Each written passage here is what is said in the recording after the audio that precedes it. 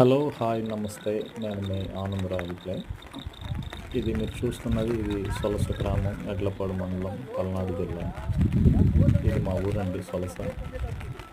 అయితే ఆ ఊరికి పాత సొలసకి కొత్త సొలసకి మధ్య బ్రిడ్జి ఉంది. బ్రిడ్జి మొత్తం మునిగిపోయింది. ఆ బ్రిడ్జి పై నుంచి 2 రోజుల నుంచి వర్షాలు కురుస్తున్నాయి కదా సార్.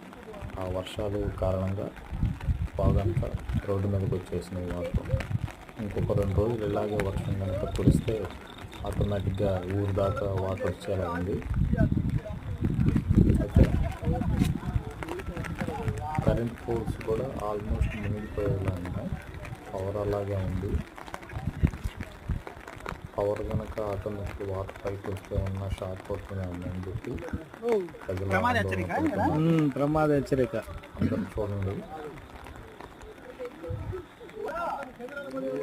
Please subscribe.